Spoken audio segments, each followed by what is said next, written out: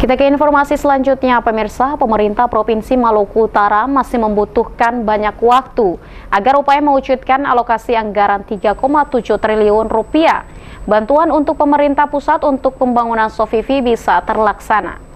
Pembangunan masih membutuhkan kesiapan perencanaan luas lahan dan status lahan tersebut sesuai peruntukan kebutuhan bangunan.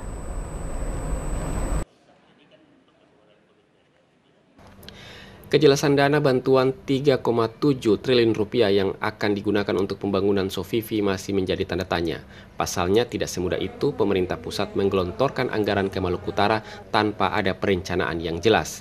Banyak persyaratan yang harus disiapkan pemerintah daerah untuk meyakinkan pemerintah pusat dalam upaya mendapatkan anggaran tersebut.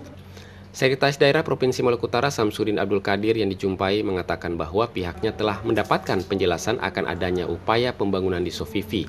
Hanya saja saat ini tidak terlihat terlalu signifikan. Lambannya pembangunan ini menjadikan pemerintah daerah kembali mempertanyakan hal tersebut. Ada hal yang mesti dipenuhi, yaitu kejelasan perencanaan dan status lahan. Pemerintah Provinsi Maluku Utara harus menjawab ketersediaan lahan, letak lokasi, dan peruntukan, serta semua kebutuhan terkait suatu perencanaan. Yang akan berdonasi ke sana.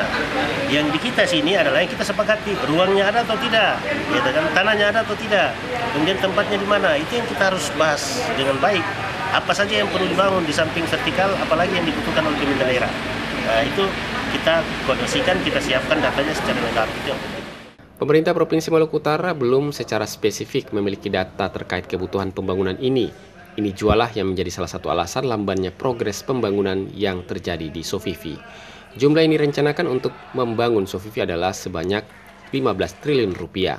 Hanya saja yang baru akan disetujui adalah senilai 3,7 triliun rupiah. Itu pun harus dilengkapi dengan akurasi data sesuai kebutuhan dan peruntukannya. Tapi kalau kita tidak, nanti itu perhitungannya totalnya jadi 3,5 T itu kan. Nah, kalau kita belum spesifik menyampaikan secara keseluruhan, kan dia juga bingung apa nih yang mau dibikin yang 3,5. Berarti 3,3 ini bukan usulan Pemprov atas untuk janji pemerintah pusat. Iya, artinya kan kita usulnya 15. Kita kan kemarin kan ada dan bukan usulan itu hasil pembahasan kita secara keseluruhan.